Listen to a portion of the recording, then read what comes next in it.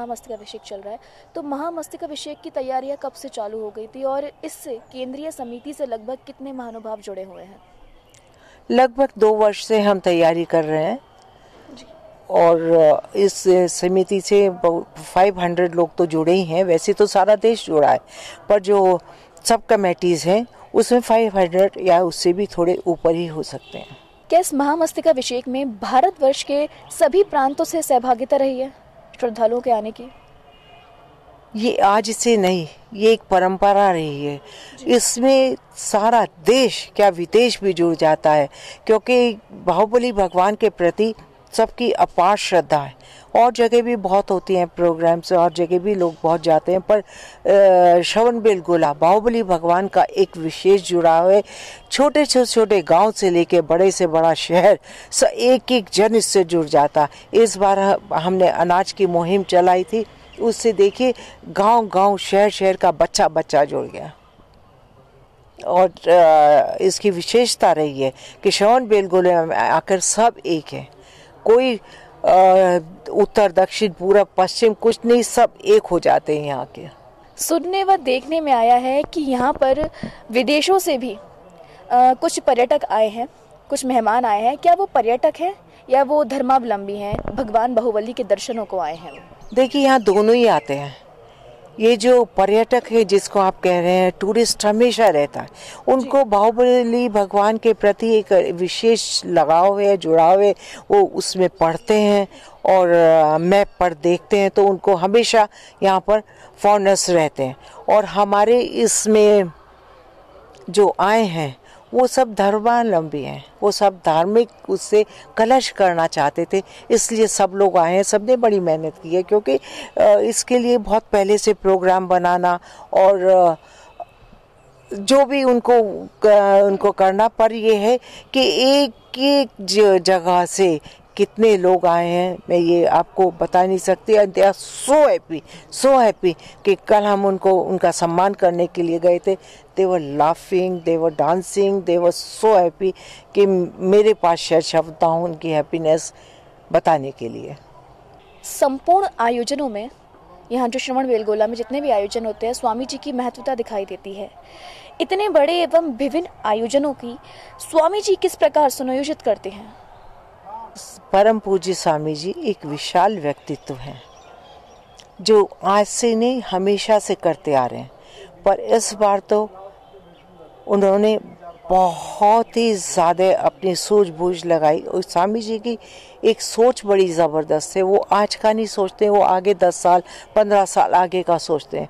और उन्होंने हमेशा उसको ये टेक्निकल भी बनाया, मॉडर्निज्म भी दी है। ये नहीं कि क्योंकि आजकल टेक्निक का ज़माना है, जो है एक से एक नई चीज़ें हैं, उसको जोड़ते हुए उन्होंने जो पुराने कस्टम्स हैं, जो पुरानी उनके धार्मिक रीति रिवाज है, उनको ना टच किए बिना और सारा प्रोग्राम, सारी एवरीथिंग जो आपके यहाँ आपने देखे होंगे कि प्रोसेशंस निकले, व्हाट ब्यूटीफुल प्रोसेशंस वर दे वर। मुझे तो ऐसा लगता है कि उनके पास में दिव्य शक्ति प्राप्त है, जो वो इतना काम कर लेते हैं, जो उनकी सोच है, जो उनके विचार हैं। मैं एक बात और आपको बताना चाहूँगी कि हमारे यहाँ कोई भी एक बच्चा MBA करके आता है तो we feel so happy and nice, oh my child is MBA। But अगर स्वामी जी की नॉलेज देखी जाए, without phone, without TV, without travelling, without car, he is equal to 20 MBAs। यहाँ पर महामस्तकाभिषेक जो 12 वर्षों के बाद हो रहा है इतने विश्व स्तरीय पर, इसमें 300 से भी अधिक साधु संत विराजमान हैं इस पावन धरा पर। उनके आने से यहाँ पर धार्मिक वातावरण बना हुआ है। स्वामी जी की अगर हम बात करें तो जो साधु साध्वी यहाँ आए हैं, उनकी तत्परता किस प्रकार रहती है स्वामी जी की? स्वामी जी के लिए जैसे मैंने कहा है कि उनके पास एक डिवाइन पावर है, डिवाइन शक्ति हैं। जैसे वो देखते हैं सब साधुओं को इक्वल, किसी हर एक के पास जाना, बात करना, उनको ईज कंफर्ट। ये सिर्फ श्रवणबेलगोला एक ऐसा प्लेटफॉर्म है जिसमें कि सारी दुनिया के साधु आते हैं, किसी भी गुरु से दीक्षित हो, पर वो आके यहाँ एक हो जाते हैं, एक मंच पर बैठते हैं। अपने जो उनके रिचुअल्स हैं, जो उनके पूजा विधान की पूजा की जो तरीके हैं, वो सब एक साथ मिलके करते हैं जी। और जगह में आपको कहीं नहीं मिलेगा। ऐसे 350 पिछी यहाँ पर हैं और सब एक हैं। आप देखेंगे सब साधु एक मंच पर बैठे हुए हैं। तो ये भी एक रेयर चीज़ है और इसमें भी स्वामी जी का बहुत बड़ा हाथ रहा है। वो हमेशा से साधुओं के प्रति बहुत सजग हैं, बहुत श्रद्धा रखते हैं उनके प्रति। उनके मन में आस्था है धर्म की, इसलिए वो सबको संभाल लेते हैं, चाहे वो साधु हो, चाहे वो श्रावक हो, कोई भी हो। छोटे से छोटा, बड़े से बड़ा, उनके लिए कोई फर्क मायने नहीं रखता। राष्ट्रपति, उपराष्ट्रपति एवं प्रधानमंत्री का भी इस महामस्तकाभिषेक में आगमन हो चुका है। क्या इस महोत्सव को सरकार का संरक्षण प्राप्त होता है? हमेशा से, आज से नहीं। ये महोत्सव 1037 ईयर ओल्ड है। इसमें हमेशा से पहले राजा होती थी, राजाओं का संरक्षण रहा है। उसके बाद तीर्थ कमेटी ने भी बहुत कुछ किया है। उसके बाद में आज जो सरकार है, केंद्रीय सरकार, कर्नाटक सरकार, बहुत ज़्यादा ध्यान रख रही है, बहुत ज़्यादा कार्य कर रही है। बहुत कुछ किया उन्होंने और बहुत अच्छे से किया। सब ये जो नगर बसा, त्यागी नगर, देखिए कितना सुंदर, कितना भव्य, बहुत बढ़िया। हर काम उन्होंने बड़े तरीके से और बहुत अच्छे से किया, इसलिए मैं उनका तो बहुत बहुत धन्यवाद करती हूँ। स्वामी जी और इस पावन तीर्थ क्षेत्र की बात करें, मठाधिपति भट्टारक स्वामी जी, चारुकीर्ति स्वामी जी और गोमटेश बाहुबली की जो पावन भूमि है श्रवणबेलगोला, इन दोनों से आप कब से जुड़ी हैं? ऐसे तो देखिए, मुझे लगता है मैं पूर्व जन्म से जुड़ी हूँ, पर इस जन्म में जहाँ तक याद आता है 79-80 से जुड़ी हूँ। महान धार्मिक आयोजन में महामस्तकाभिषेक 2018 के अंतर्गत यहाँ पर अनेकों समाज कल्याण के कार्य भी हो रहे हैं। जिस प्रकार प्रधानमंत्री जी ने 19 फरवरी को यहाँ आकर बाहुबली जनरल अस्पताल का शुभारंभ किया, क्या ये यहाँ की परंपरा है? जी हाँ, मेरा ये फोर्थ महामस्तकाभिषेक है जिसमें कि मैं पार्ट ले रही हूँ। और मैंने देखा कि हमेशा सर्वप्रथम कार्य शुरू होता है तो पहले स्वामी जी कोई ना कोई बड़ा कार्य धार्मिक करते हैं, जो समाज से जुड़ा होता है, जो समाज के ऐसे तबके से जुड़ा होता है जिसको मैं गरीब नहीं कहूँगी, पर जिनको कुछ चीज़ों की ज़रूरत रहती है।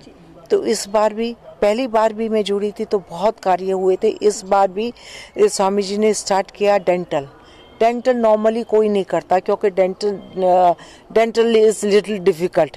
डेंचर लगवाना, उसके लिए उस समय उतनी तैयारी होना, पर ही स्टार्टेड विद द डेंचर। और जितने लोगों को लगे वो कितने खुश थे, because they were not able to eat, they were not able to enjoy many things which they wanted.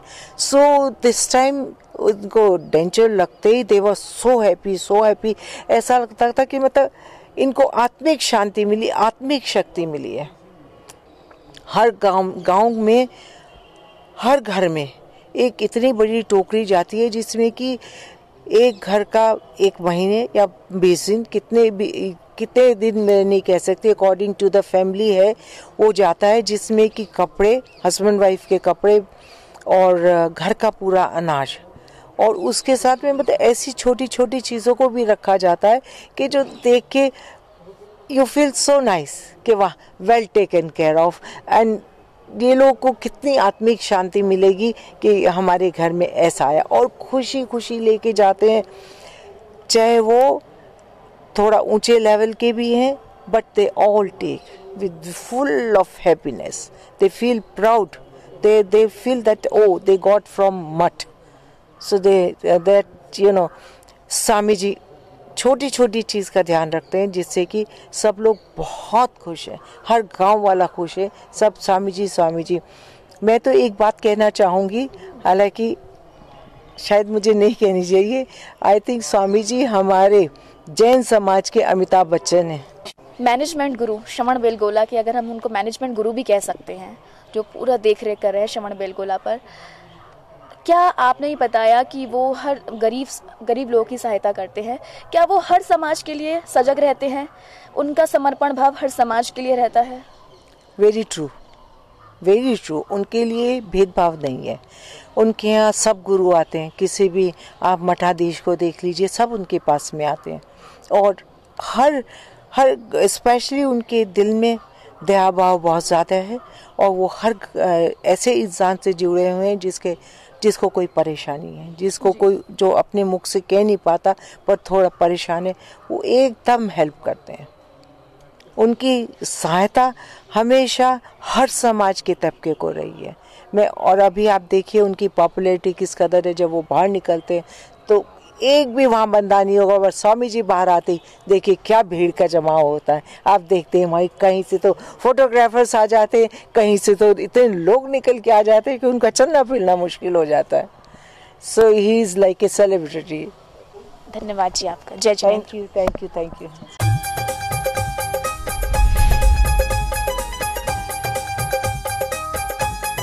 मैं आपसे अगर इस पावन धरा जो गोमटेश बाहुबली के नाम से जानी जाती है, श्रवण बेलगोला के नाम से जानी जाती है, इसके बारे में आपसे जानूं तो आपकी क्या राय है, क्या इतिहास है इस पावन धरा का? श्रवण बेलगोला पूरे भारतवर्ष में एक ऐसा क्षेत्र है कि यहाँ पर भगवान बाहुबली की 58 फीट ऊंची मूर्ति है, जो पूरे भारत देश में कहीं नहीं है। भगवान बाहुबली जो है वो प्रथम तीर्थंकर भगवान ऋषभ देव के पुत्र हैं। पुत्र होने के बावजूद भगवान बाहुबली प्रथम मोक्षगामी जीव है। मतलब ऋषभ देव तो मोक्ष को गए, उनको तो निर्वाण प्राप्त हुआ, लेकिन उनके पहले ही भगवान बाहुबली को निर्वाण प्राप्त हुआ। इसलिए भगवान बाहुबली का जो महत्व है वो अधिक महत्व है देश में, और उसी के कारण इस तीर्थ की ज़्यादा महत्ता है। अगला सवाल मेरा आपसे ये है, मैं यहाँ पर देखा कि यहाँ पर तीर्थ क्षेत्र पर बहुत ही अच्छी सुविधाएं की गई हैं। यात्रियों के ठहरने से लेकर यात्रियों को यहाँ पर उचित व्यवस्था, जो बस के माध्यम से निःशुल्क यहाँ पहुँचाया जाता है मठ तक, प्रभु के दर्शन कराए जाते हैं। अगर मैं यहाँ के तीर्थ क्षेत्र कमेटी के बारे में आपसे पूछूँ तो इसमें क्या योगदान रहा है? पूरे भारत में श्रवण बेलगोला एक ऐसा क्षेत्र है जहाँ पर आज ही नहीं अपितु पूरे 12 महीने कोई भी कभी भी यात्री आता है तो उसे निःशुल्क भोजन दिया जाता है। नंबर 2, अभी ये जो महामस्तकाभिषेक है ये 12 वर्ष में एक बार महामस्तकाभिषेक होता है। अब इसके भी कई 12 वर्ष के रीज़न जो है बताए गए हैं कि भगवान बाहुबली जो है इन्होंने यहाँ पर इनकी तपोभूमि रही है। इन्होंने 12 महीने तक तप करने के पश्चात उनको निर्वाण प्राप्त हुआ है, इसलिए 12 का एक आंकड़ा माना जाता है। फिर जिसने यह मूर्ति का निर्माण किया है चामुंडराय, उसका भी एक ऐसा निर्देश आदेश था कि इस मूर्ति का अभिषेक महामस्तकाभिषेक हर 12 वर्ष में होना चाहिए। तो करीबन 1037 साल से 1037 साल पहले इस मूर्ति का निर्माण हुआ, और तब से यह परंपरा अभी तक के शुरू है। इसलिए हर 12 वर्ष में इसका महामस्तकाभिषेक होता है। और अभी इस महामस्तकाभिषेक में यह कार्यक्रम केवल मठ का ही नहीं, केवल ये तीर्थ श्रवण बेलगोला तीर्थ कमेटी का ही नहीं, अपितु इसमें जो कर्नाटक गवर्नमेंट है उनका बहुत बड़ा योगदान होता है। और कर्नाटक गवर्नमेंट के द्वारा ये जो रोड्स है, इंफ्रास्ट्रक्चर है, बोर्डिंग की व्यवस्था है, लाइट है, बाकी जनरल लोगों के लिए जो और भी जो नित्य नैमित्तिक व्यवस्थाएं हैं, वो सारी व्यवस्थाओं के लिए जो राज्य सरकार है वो मदद करती है। और उसके अलावा मठ भी इनको सहयोग देते हुए जितने भी यात्री आते हैं, यात्रेकरों को फ्री में सारी सुविधाएं उपलब्ध कराने की कोशिश करते हैं। यहाँ पर 2 पर्वत श्रृंखला है, विंध्यगिरी और चंद्रगिरी। हालांकि इन दोनों पर्वत पर जिन मंदिर स्थापित हैं, लेकिन सबसे ज़्यादा महत्वता जो दी जाती है वो विंध्यगिरी पर्वत को क्यों दी जाती है, क्या कारण है इसका? देखिए, ऐसा है कि चामुंडराय की जो माता थी कालरा देवी, 1037 साल पहले जब वो लोग यहाँ पर मतलब विंध्यगिरी पर्वत पर, चंद्रगिरी पर्वत पर थे, तब उनको रात को यह सपना आया और उन्होंने यह इच्छा प्रदर्शित की कि बाहुबली स्वामी की मूर्ति यहाँ पर होनी चाहिए, बाहुबली स्वामी का दर्शन मुझे होना चाहिए। और उस उद्देश्य को लेकर ऐसी कथा है कि चामुंडराय ने चंद्रगिरी से एक तीर छोड़ा, जिसके कारण विंध्यगिरी पर्वत का जो आकार था, मतलब वहाँ पर वो आकार, वो पत्थर पूरा निकल आया और उसके पश्चात उस मूर्ति का निर्माण हुआ। इसलिए चंद्रगिरी और विंध्यगिरी दोनों का इम्पोर्टेंस है, परंतु विंध्यगिरी का इम्पोर्टेंस इसलिए ज़्यादा है क्योंकि यहाँ पर मूर्ति का निर्माण हुआ है और इस मूर्ति निर्माण को भी 12 वर्ष लगे हुए हैं। इसलिए भी एक ऐसा प्रथा प्रचलित है, 12 वर्ष मूर्ति निर्माण को लगे, 12 महीने का बाहुबली स्वामी ने तप किया, उसके पश्चात उनको निर्वाण प्राप्त हुआ, इसलिए 12 वर्ष के पश्चात इसका महामस्तकाभिषेक होता है। सर, मैं अगर बात करूं स्वामी जी की, जब मैंने पहली बार स्वामी जी के दर्शन किए थे, स्वामी जी का जो मन मुस्कान और उन्होंने मुझे जब हाथ उठा के आशीर्वाद दिया, मेरे को एक अंदर से बहुत अच्छी फीलिंग्स आई थी कि हाँ, मैं वाकई एक ऐसे गुरु के पास आई हूँ कि मेरा कल्याण हो गया, मेरे जीवन का कल्याण हो गया। उनका मैंने सरल व्यवहार तो मुझे बहुत अच्छा लगा और हालांकि उनका यही व्यवहार देख के तभी यहाँ की संपूर्ण जैन समाज श्रवणबेलगोला की उनसे इसलिए प्रसन्न है। आपका क्या विचार है? स्वामी जी से आप कितने वर्षों से जुड़े हुए हैं? वैसे तो देश का हर आदमी स्वामी जी से जुड़ा हुआ है, क्योंकि जैन समाज की यह धारणा है कि करीबन प्रत्येक वर्ष में कम से कम एक बार हर जैनी यहाँ पर बाहुबली के दर्शन करने आता है, और जो आदमी बाहुबली के दर्शन करने आएगा वो निश्चित ही पहले स्वामी जी से मिलेगा और उसके बाद पहाड़ पर जाएगा। इसलिए करीबन देश में जितने भी जैन लोग हैं, चाहे वो कोई भी संप्रदाय के हो, वो करीबन स्वामी जी से जुड़े हुए हैं, नंबर 1। दूसरी बात, स्वामी जी का व्यक्तित्व ऐसा है कि पूरे भारत देश में उनके जैसा व्यक्तित्व, कर्तृत्व जो कहीं देखने को नहीं मिल सकता। क्योंकि आप देख रहे हो कि आज हमारा विज्ञान का युग है। विज्ञान के युग में हम 5 मिनट भी बिना हमारे सेलफोन के सिवा नहीं रह सकते, बिना टीवी देखे नहीं रह सकते, बिना फ़ोन पर बात किए नहीं रह सकते। परंतु स्वामी जी का ऐसा व्यक्तित्व है कि वो कभी सेलफोन यूज़ नहीं करते, कभी टेलीफोन पर बात नहीं करते, कभी टीवी का इस्तेमाल नहीं करते। उसके बावजूद भी इतना बड़ा ये जो आयोजन है, ये आयोजन इतने सफलतापूर्वक वो अपने उस मठ में बैठकर पूरा मैनेज करते हैं। ये एक बहुत बड़ी गौरव की बात है। चाहे पूरा एडमिनिस्ट्रेशन, चाहे वो जैन समाज का हो, चाहे वो सरकार की तरफ का एडमिनिस्ट्रेशन हो, लेकिन पूरा एडमिनिस्ट्रेशन उनका अपने मठ से, अपने टेबल से होता है।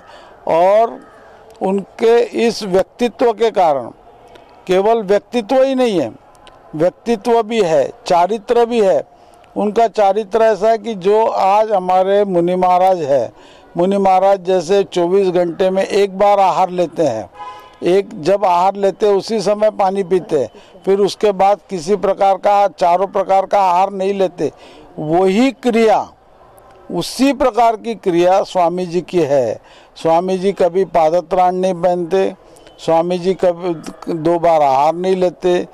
जो क्रियाएं जैसे साधु की क्रिया है, उसी क्रियाओं के साथ रहते हुए भी स्वामी जी पूरा इस इतने बड़े विश्व स्तरीय जो ये मेला है, जो ये कार्यक्रम है, उसको बहुत सुनियोजित तरीके से इस हैंडल करते हैं, ये इससे आप उनके व्यक्तित्व की पहचान आपको मतलब पूरे देश को हो जाती है। और दूसरा वात्सल्य से, वात्सल्य मूर्ति जिसको बोलते हैं, यानी इतना वात्सल्य है कि इस प्रकार नहीं कि कोई भाई मतलब वहाँ पर धनवान व्यक्ति आया तो उसी को वात्सल्य मिलेगा, छोटे से छोटा व्यक्ति भी आता है तो उसको भी उतना ही वात्सल्य मिलता है।